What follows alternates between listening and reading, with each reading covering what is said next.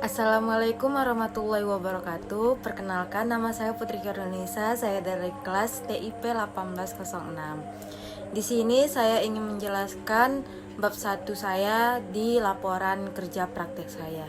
Di laporan kerja praktek saya yang berjudul penerapan Navy Bayesian Classifier dalam penyeleksian penerimaan karyawan baru di Rumah Sakit Bunda Tamrin. Jadi langsung saja kita masuk bab satunya. Di dalam bab 1 ini itu pendahuluan. Setelah pendahuluan, di sini ada latar belakang masalah.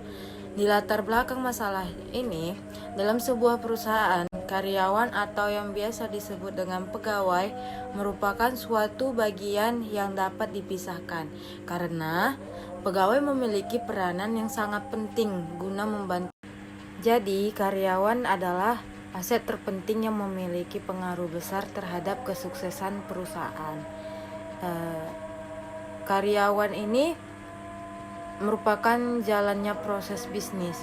Tanpa karyawan, perusahaan tidak akan berjalan sama sekali karena setiap perusahaan membutuhkan karyawan sebagai tenaga yang menjalankan setiap aktivitas yang ada dalam sebuah organisasi perusahaan. Jadi, pada saat melakukan penerimaan pegawai baru, sebuah rumah sakit akan melakukan tahapan perekrutmen pegawai sesuai kriteria yang dibutuhkan perusahaan tersebut. Kebutuhan pegawai baru pada suatu rumah sakit biasanya dapat dikarenakan oleh pengembangan pada unit rumah sakit, sehingga memerlukan penambahan jumlah pegawai.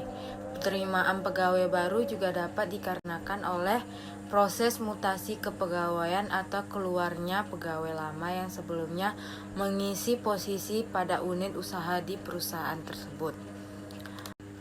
Agar penyeleksian karyawan pada Rumah Sakit Bunda Tamrin ini tepat sasaran, maka di sini dibutuhkan sebuah sistem yang dapat membantu HRD Rumah Sakit Bunda Tamrin untuk menentukan siapa saja yang lolos menjadi karyawan di rumah sakit tersebut. Penyeleksian penerimaan karyawan yang akan berusaha dibangun ini menggunakan metode Navy Bayesian Classifier. Navy Bayesian Classifier adalah salah satu teknik dalam data mining di mana pemecahan masalah menggunakan prinsip probabilitas atau yang disebut dengan kemungkinan. Metode Navy Bayesian Classifier ini menggunakan pendekatan berdasarkan peluang. Hingga saat ini banyak penelitian yang telah dilakukan. Jadi sudah selesai kita jelasi di latar belakang masalah. Masuk ke 1.2-nya yaitu rumusan masalah. Dari hasil pengamatan yang dilakukan, ternyata masih banyak kendala yang sering sekali terjadi. Sehubungan dengan latar belakang seperti yang telah diuraikan sebelumnya, maka permasalahan dalam hal ini adalah 1. Bagaimana kriteria penentuan kelayakan seorang calon karyawan baru? Yang kedua, bagaimana mengimplementasikan metode Navy Bayesian Classifier atau NBC pada sistem perekrutan calon karyawan. Tadi sudah yang kedua kita jelasi, dan ada juga yang ketiga. Apa sih hasil akhir dalam menyeleksi calon karyawan baru dengan menggunakan metode Navy Bayesian Classifier yang dihasilkan dari penelitian ini? Langsung saja kita masuk ke 1.3, yaitu ada batasan masalah. Di batasan masalah ini ada 3 poin, yaitu laporan kerja praktek diambil dari hasil penelitian yang dikerjakan di Rumah Sakit Bunda Tamrin. Dan yang kedua, penelitian ini akan menyeleksi penerimaan calon karyawan di Rumah Sakit Bunda Tamrin dengan menggunakan metode Navy Bayesian Classifier. Dan yang ketiga, mengetahui bagaimana cara mengimplementasikan metode Navy Bayesian Classifier terkait dalam penyeleksian calon karyawan baru.